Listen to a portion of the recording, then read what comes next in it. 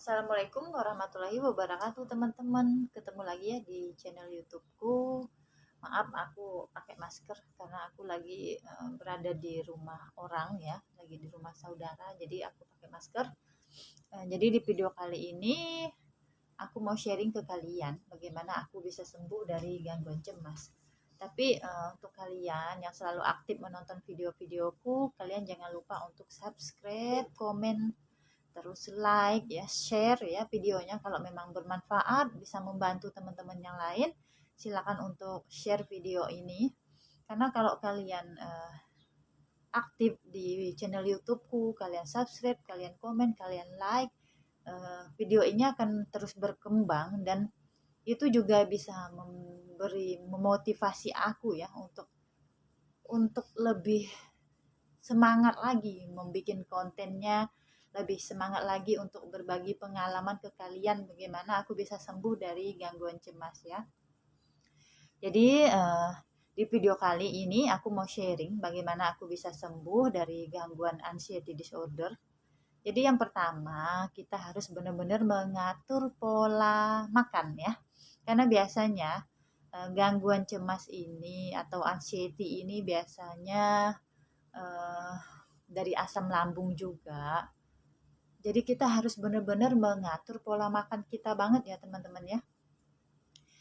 Jangan sampai telat makan, apalagi makanannya tuh yang dipantang, yang pantangan gitu kalian makan itu berlebihan, itu aku nggak menganjurkan banget.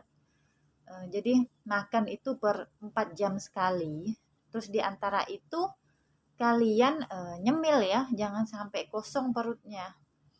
Eh, Terus kalau sepengalaman aku nggak terlalu mantang banget untuk masalah makanan. Jadi apa aja aku makan, tapi dengan porsi tidak berlebihan. Semisal ya, kayak cabe ya. Cabe itu kan vitamin C-nya kan banyak-banyak ya. Itu kan kalau vitamin C itu kan fungsinya untuk menjaga daya tahan tubuh.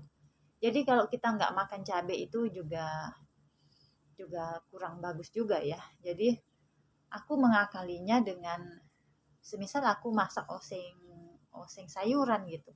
Terus aku masukin cabai satu di situ, terus mungkin aku kasih gula yang agak banyak sedikit gitu. Jadi tubuhku tetap makan vitamin C, tetap makan, tetap mendapatkan vitamin C dari cabai tersebut, tetapi tidak secara berlebihan gitu ya teman-teman ya. Jadi kalian bisa mengira-ngira lah, semisalnya kalau makan cabai agak banyak itu perutku nggak enak, berarti lain kali makannya jangan banyak lagi gitu ya. Kalian bisa mengira-ngira aja kebutuhan tubuhnya itu seperti apa. Jadi makan per 4 jam sekali, terus di antara itu kalian harus nyemil. Jadi cemilannya itu biskuit, mungkin roti atau keripik atau pokoknya apa aja, yang penting jangan sampai kosong ya perutnya. Terus selanjutnya kalian jangan terlalu mantang banget ya. Biasanya itu karena kita punya gangguan kecemasan itu ya. Jadi kalau mau makan apa itu cemas, khawatir, takut kolesterol lah, takut diabetes lah, takut asam urat lah ya.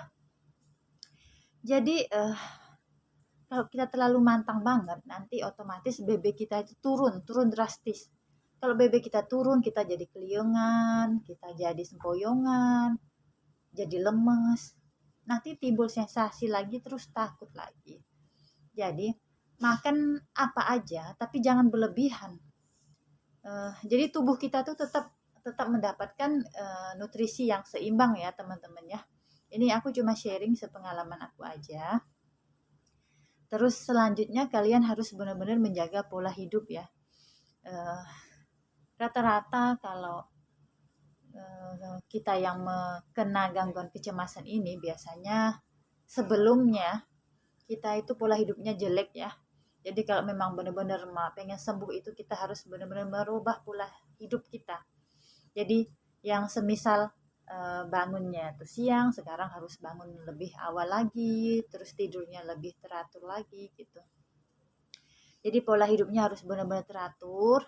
Kalau memang kalian bingung harus bagaimana ya, misalnya kalian bikin list aja, semisal bangun tidur itu jam 5, sholat subuh, habis itu aku olahraga, habis itu aku sarapan gitu. Kalian bikin list aja untuk per hari gitu. Itu mungkin lebih bagus. Kalian ikuti step by stepnya. Terus kalian ikuti semua listnya yang kalian udah catat itu. Nanti otomatis kalian akan terbiasa ya. Terus selanjutnya mungkin pola pikir ya. Karena biasanya kalau gangguan cemas ini kan erat banget ya kaitannya sama asam lambung. Biasanya asam lambung itu bisa juga dari kita terlalu stres atau terlalu banyak beban pikiran. Jadi karena gangguan kecemasan ini biasanya agak baperan ya, gampang baperan gitu ya istilahnya itu. Jadi kita tuh harus mengatur banget pola pikir kita. Jadi nggak usah apa-apa tuh dipikir terus gampang tersinggung, gampang marah. Nah, itu nggak bagus juga ya, nggak baik juga itu karena itu memicu asam lambung kita menjadi naik gitu. Jadi kita harus benar-benar mengatur pola pikir.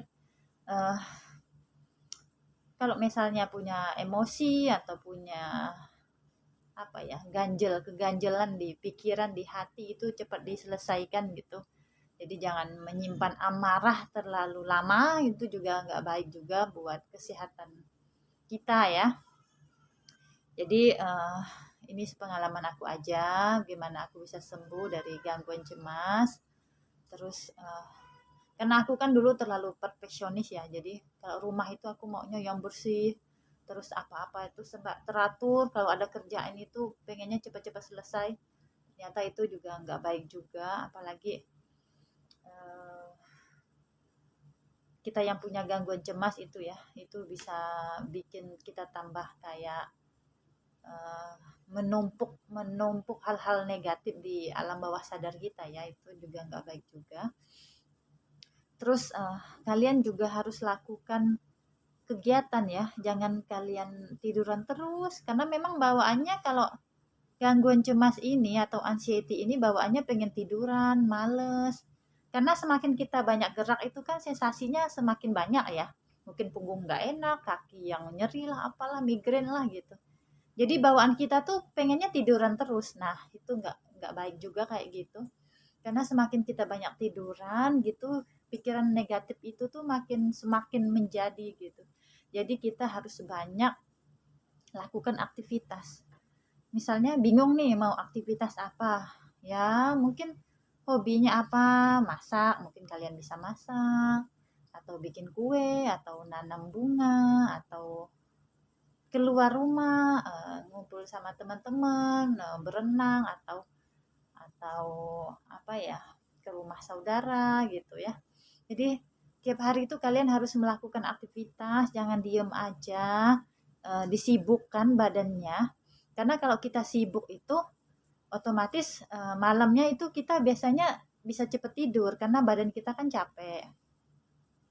Terus itu juga kalau semisal kalian punya hobi apa ya itu, misalnya hobinya olahraga berarti kalian harus olahraga.